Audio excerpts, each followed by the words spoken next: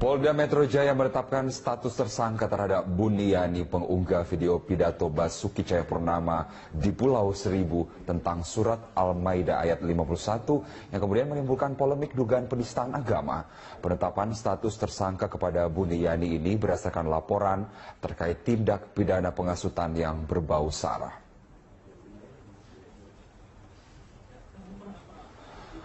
Polisi menetapkan Buniyani sebagai tersangka usai pemeriksaan selama 9 jam oleh penyidik Subdit Cybercrime di Treskrimsus Polda Metro Jaya. Kabid Humas Polda Metro Jaya Kombes Awi Setiono mengatakan hasil pemeriksaan dan hasil konstruksi hukum telah mengumpulkan barang bukti yang cukup. Karena perbuatannya, Buniyani terancam pidana maksimal 6 tahun penjara sesuai Undang-Undang ITE. Mengubah isi dari video tersebut. Saya bersumpah demi Allah tidak mengubah apa-apa di dalam video tersebut. Hampir 10 jam sebagai saksi terlapor yang diduga mengunggah potongan video pidato Ahok yang belakangan menimbulkan polemik.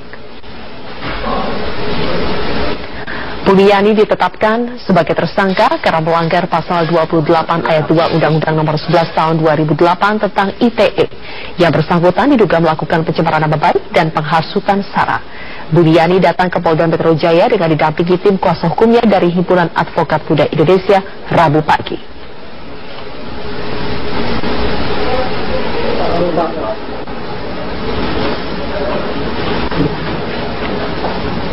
Buniyani diperiksa atas laporan komunitas advokat muda Basuki Jarot dengan dugaan penyebaran fitnah.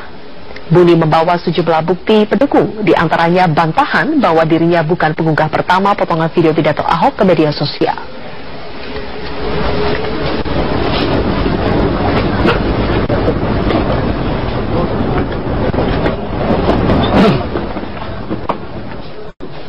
Jadi jangan sampai dengan bukti permulaan yang cukup, yang bersangkutan saudara BY kita naikkan statusnya menjadi tersangka.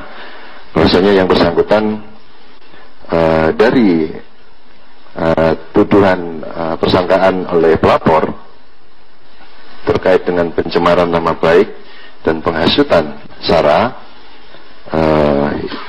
yang dapat kita penuhi terkait dengan unsur-unsur perbuatan pidananya, yaitu terkait dengan adanya penghasutan yang berbau sara. Tentunya yang bersangkutan dipersangkakan melanggar pasal 28 ayat 2 Undang-Undang Nomor 11 Tahun 2008 tentang ITE yang berbunyi, setiap orang dengan sengaja dan tanpa hak menyebarkan informasi yang ditujukan untuk menimbulkan rasa kebencian atau permusuhan individu dan atau kelompok masyarakat tertentu berdasarkan atas suku, agama, ras dan antar golongan atau sara. Kemudian tentunya kita junturkan pasal 45 ayat 2 Undang-Undang Nomor 11 Tahun 2008 tentang ITE yang berbunyi, setiap orang yang memenuhi unsur sebagaimana dimaksud dalam pasal 28 ayat 1 atau ayat 2 dipidana dengan pidana penjara paling lama 6 tahun dan atau denda paling banyak 1 miliar rupiah. Polda Metro Jaya sebagai tersangka kasus penghasutan sara terkait dengan pengunggahan potongan video pidato Basuki Cahayapurnama ke media sosial. Untuk mengetahui informasi selengkapnya, kita terhubung dengan Livia Ramadanti langsung dari Polda Metro Jaya. Livia, apakah setelah ditetapkan sebagai tersangka, Buniyani ditahan oleh Polda Metro Jaya? Ya, Zilvia, tadi sekitar pukul 20.30 waktu Indonesia Barat, akhirnya Polda Metro Jaya melalui Kombes Pol Awi Setiono ini menyampaikan rilis terkait dengan penetapan tersangka Buniyani yang diduga telah melakukan pencemaran nama baik dan juga melakukan penyebaran isu sara. Ini akhirnya ditetapkan sebagai tersangka. Namun penetapan tersangka Buniyani ini belum diikuti dengan penahanan terhadap dirinya karena memang saat ini Polda Metro Jaya melalui Direktorat Reserse Kriminal Khusus masih terus mendalami atau melakukan penyelidikan terkait dengan kasus yang menjerat dari Buniyani. Saat ini Buniyani masih terus diperiksa, namun saat ini posisinya telah sebagai tersangka. Saat tadi sekitar pukul 10.20 waktu Indonesia Barat, Buniyani diperiksa untuk pertama kalinya sebagai terlapor, dan sekitar 9 jam Buniyani telah melaksanakan atau melakukan pemeriksaan di Direktorat Reserse Kriminal Khusus.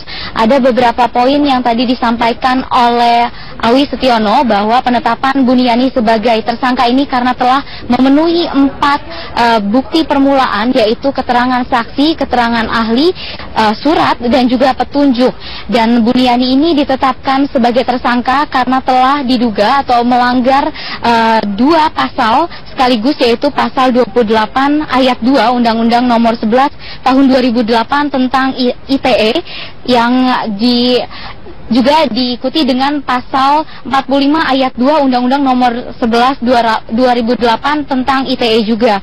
Dan untuk hukuman maksimal yang akan menjerat Buniyani ini adalah 6 tahun kurungan penjara dan juga denda maksimal 1 miliar rupiah. Buniyani ini juga tadi ditetapkan sebagai tersangka bukan karena mengunggah video berdurasi 30 detik yang diunggah di media sosialnya, yaitu akun Facebooknya, melainkan Buniyani ini ditetapkan sebagai tersangka karena isu karena kalimat bersifat provokatif yang ia sampaikan di video yang ia unggah di akun Facebooknya.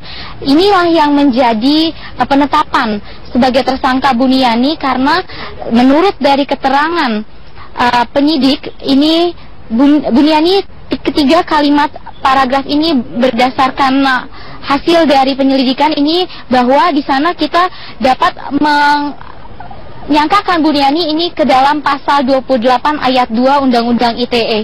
Dan sampai saat ini Buniyani masih menjalani proses pemeriksaan lebih lanjut, dan untuk penetapan apakah dirinya nanti akan ditahan atau tidak akan diputuskan pada pukul 20 waktu Indonesia Barat pada esok hari, akan disampaikan langsung dari Mapolda Metro Jaya. Untuk sementara demikian yang dapat kami laporkan langsung dari Mapolda Metro Jaya. Livia Ramadhani, terima kasih atas laporan Anda. Unjuk rasa yang akan dilakukan pada 2 Desember mendatang akan tetap dilakukan di Jakarta. Namun Hidayat mengimbau agar peserta aksi tidak membawa senjata tajam saat berlangsungnya aksi unjuk rasa. Wakil Ketua MPR RI Hidayat Nur Wahid memastikan bahwa aksi unjuk rasa lanjutan pada 2 Desember nanti akan tetap dilakukan oleh umat muslim terkait kasus hukum yang melibatkan Gubernur DKI Jakarta nonaktif Basuki Cahayapurnama. Unjuk rasa ini bukan untuk menghadirkan makar dan menggulingkan pemerintahan Jokowi JK, namun hanya untuk memastikan bahwa Polri melakukan penegakan hukum dengan adil. Betul, kalau demo itu akan diselenggarakan, penting betul apa yang harus diperhatikan. Pertama, harus ditegaskan oleh panitia bahwa demo ini tidak untuk anarki. Karenanya tidak boleh ada, karena ada yang menyuarakan bawa bambu runcing. Panitia harus mengatakan tidak boleh bawa bambu runcing. Yang akan bawa bambu runcing silahkan tangkap oleh petugas. Harus ditegaskan tidak boleh ada yang membawa senjata tajam, tidak boleh ada apalagi membawa kata yang guna akan menghadirkan anarki maupun juga kekerasan-kekerasan. Harus. Panglima TNI Jenderal Gatot Nurmantio menegaskan bahwa segala tindak upaya pemecah belah bangsa akan ditindak sesuai aturan yang ada. Panglima juga kembali meminta untuk tidak lagi digelar unjuk rasa, terlebih jika unjuk rasa mengganggu ketertiban umum. Tapi Indonesia adalah milik kita bersama, maka aturan bersama yang kita patuhi. Jangan sok-sokan pahlawan-pahlawan kita dengan keringat, tenaga, darah dan nyawa. Jangan merasa ini punya yang satu kelompok, tidak, mulai kita bersama. Ya. Kami akan kembali pemirsa dengan informasi lainnya, di antaranya pengunggah potongan video pidato Ahok Buniyani hari ini menjalani pemeriksaan diperiksa sebagai terlapor. Buniyani datang ke Polda Metro Jaya dengan didampingi tim kuasa hukumnya dari Himpunan Advokat Muda Indonesia. Kali ini Buniyani diperiksa atas laporan komunitas advokat muda Basuki Jarot dengan dugaan penyebaran fitnah. Buni membawa sejumlah bukti pendukung, diantaranya bantahan bahwa ia bukan pengunggah pertama potongan video pidato Ahok ke media sosial. Buni pun telah menyiapkan ahli teknologi informasi, agama, dan hukum pidana.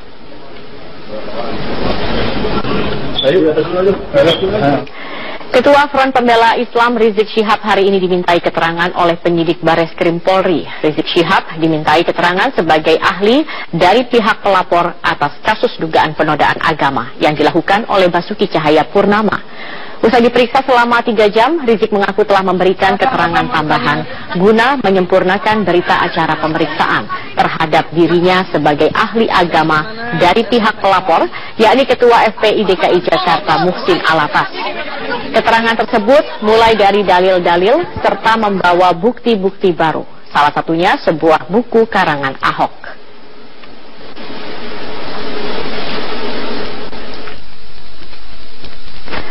Berkas perkara dugaan bahkan untuk berjalan sejauh 100 meter saja membutuhkan waktu hampir 2 jam.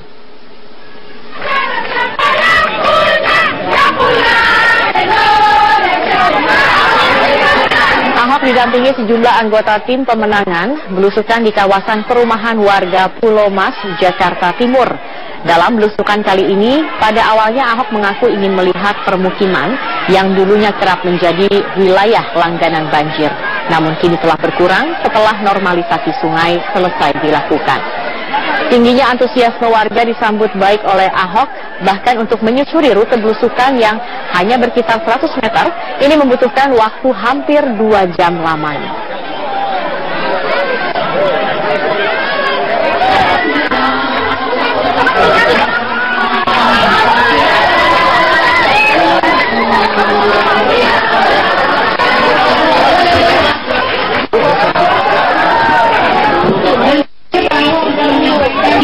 Untuk kebaikan DKI Jakarta. Saya kuliah di Ilmu, dia berada di Jawa. Saya mau ujian.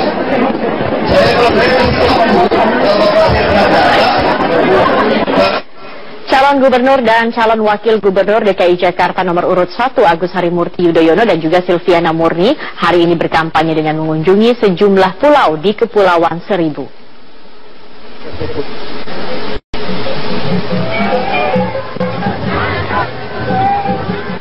Kedatangan Agus dan Silvi disambut warga Pulau Kelapa, Kepulauan Seribu dari kapal yang mereka tumpangi. Dalam kunjungannya, Agus Silvi mendengarkan aspirasi warga mengenai fasilitas kesehatan dan sulitnya mendapatkan air bersih untuk kebutuhan sehari-hari. Agus Silvi berjanji jika nanti mereka terpilih akan mewujudkan keinginan dan memperhatikan nasib warga Kepulauan Seribu. Di sela-sela kunjungannya, Agus sempat menanggapi kisruh yang terjadi di partai berlambang Ka'bah. Menurut Agus, dirinya tidak akan mencampuri urusan internal Partai Persatuan Pembangunan dan akan tetap fokus untuk berkampanye. Salah, saya tidak ingin mencampuri urusan internal dari P3. Tidak ada masalah dengan kami akan terus fokus dengan strategi. Makasih ya, makasih ya. Sementara itu, calon Wakil Gubernur DKI Sandiaga Uno melakukan kampanye di Kelurahan Balimester, Jatinegara, Jakarta Timur. Sandi memastikan program KJP Plus akan dilakukan secara merata jika nanti mereka terpilih. Calon Wakil Gubernur DKI Jakarta nomor urut 3 Sandiaga Uno hari ini belusukan ke Kelurahan Balimester, Jatinegara, Jakarta Timur. Kedatangan Sandi disambut oleh ratusan warga Jalan Wedal. Dalam belusukannya, Sandi mempromosikan salah satu program andalannya, yaitu Kartu Jakarta Pintar atau KJP Plus. Sandi memastikan program KJP Plus akan merata untuk warga yang membutuhkan. Sandiaga juga tengah mengkaji besaran nilai bantuan langsung tunai untuk warga Jakarta. KJP apa?